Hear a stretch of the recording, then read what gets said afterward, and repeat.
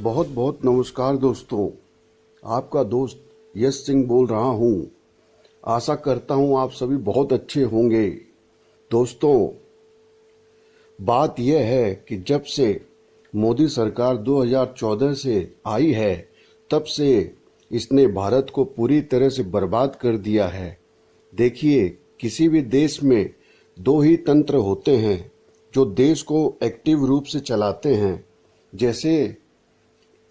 वैसे तो चार होते हैं, जैसे कि आसान भाषा में पहली है सरकार, दूसरी है सरकारी तंत्र यानी एडमिनिस्ट्रेटिव, जो कि समाज में हर चीज को कानून के हिसाब से ठीक से चलाती है। तीसरा होता है कानून व्यवस्था, जिसे कोर्ट चलाते हैं, और चौथा है मीडिया। लेकिन असल में पहले दो यानी कि सरकार और सरकारी तंत्र यानी एडमिनिस्ट्रेटिव, ये दोनों ही सबसे एक्टिवली काम करते हुए दिखते हैं फुल एक्शन में।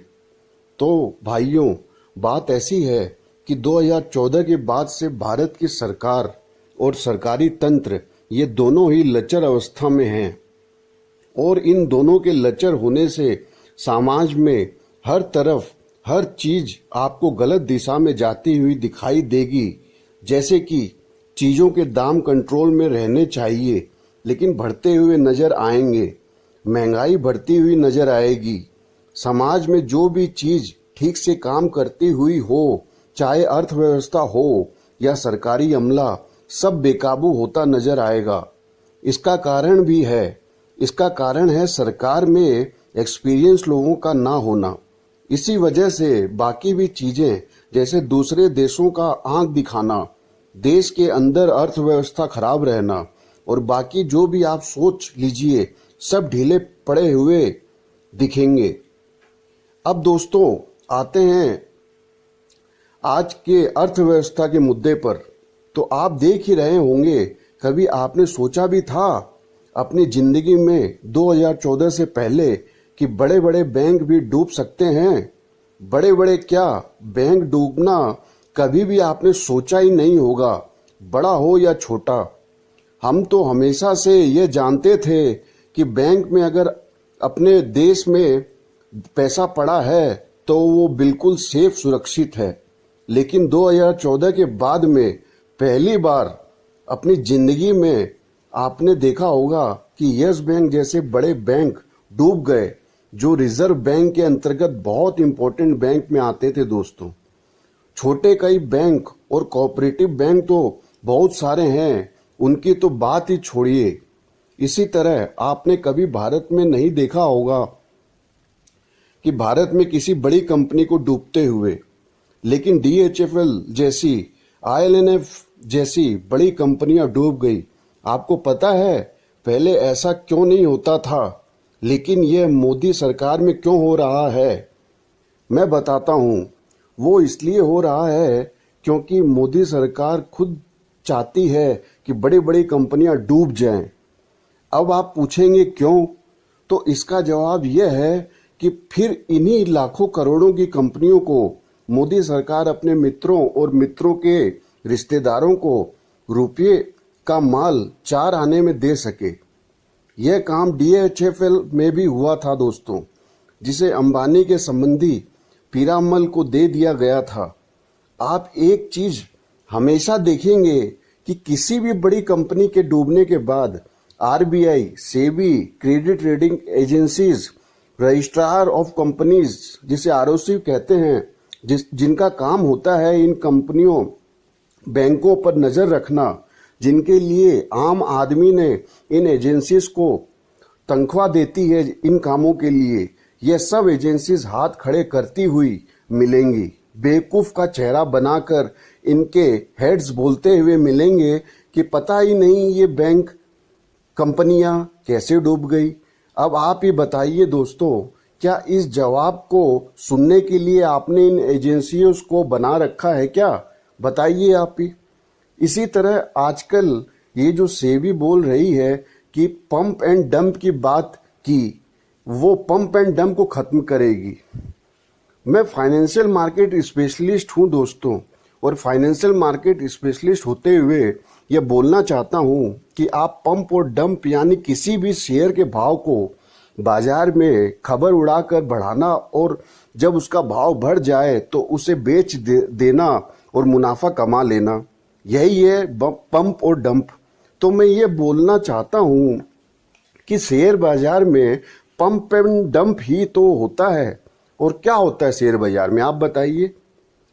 हाँ, और नहीं तो क्या होता है, किसी भी कंपनी के शेयर का भाव बढ़ता ही है बाजार में जब उसकी सूचना अच्छी लगती है और बाजार में लोगों को, और जब लोगों को लगता है कि इस शेयर का अब बस बहुत हो चुका, इससे ज़्यादा दाम नहीं बढ़ना चाहिए और नहीं बस इतना ही काफ़ी है, तो भी डिमांड कम हो जाता है और उस शेयर की और भाव गिरने लगता है, उस शेयर का भाव और गिरता है। तो आप बताइए इस पंप एंड डंप को आप कैसे रोकेंगे और क्यों रोकेंगे? जिस दिन, दोस्तों मैं कह रहा हूं, जिस दिन पंप और डंप रुक गया ना दोस्तों, तो समझ लीजिए कि शेयर बाजार के नाम की चिड़िया ही खत्म हो जाएगी।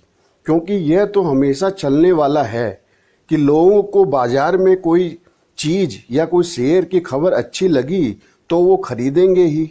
इसमें क्या बात है? मैं कहता हूं फालतू की कंपनियां ही क्यों, अच्छी कंपनी को उठाकर क्या एथिकल तरीके से बाजार में हवा नहीं बनाई जाती है क्या? तो उसका क्या करेगी सेबी, आप बताइए। उसे भी पंप एंड डंप बोलकर रोक देगी क्या? देखिए दोस्तों, यह कोई पंप एंड डंप का मसला नहीं है। सच्ची बात यह है कि मोदी सरकार के डर से सेबी ने कोई एक्शन तो लिया नहीं है अडानी पर आज तक, जो उसे आज तक ले लेना चाहिए था। तो अब सेबी इन फालतू की पंप एंड डंप की बात से जनता में यह दिखावा करने में लगी है कि सेबी काम करती है, मोदी सरकार काम करती है।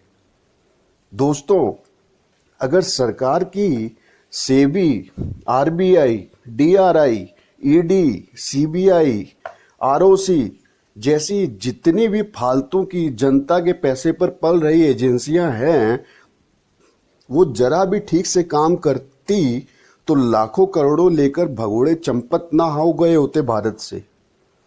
और ना Anil Ambani, DHFL, IL&FS, Yes Bank, Punjab and Maharashtra Bank और जो भी आपको याद आए जैसी बैंकें और कंपनियां डूब नहीं गई होती। और ना मोदी के मित्रों को औने पौने भाव में बड़ी बड़ी कंपनियां मिल गई होती और डीएचएफएल जैसी, और ना अंबानी का कारनामा पूरा खुलने के बावजूद आज तक पर्दे के पीछे छुपाकर रखा जाता।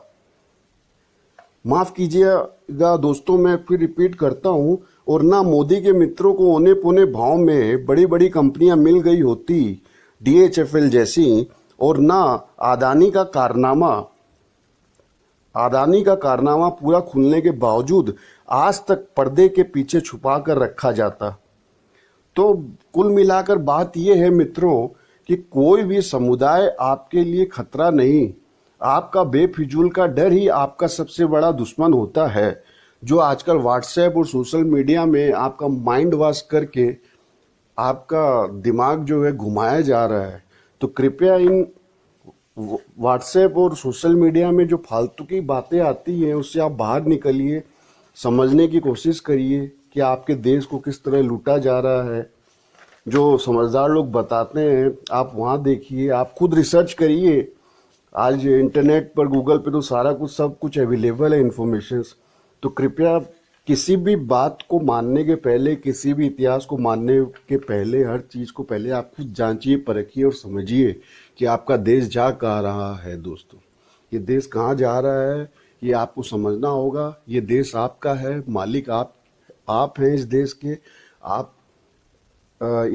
ये जनता जो है वही मालिक होती है देश की। तो कृपया मेरी बातों का फिर से ध्यान से सुनिए और फिर समझिए। इसी तरह आप मेरा साथ बनाए रखिए। दोस्तों, आपका बहुत बहुत धन्यवाद सुनने के लिए। आज के लिए बस इतना ही। विराम देते हैं। आपका मित्र यश सिंह, सत्यमेव जयते।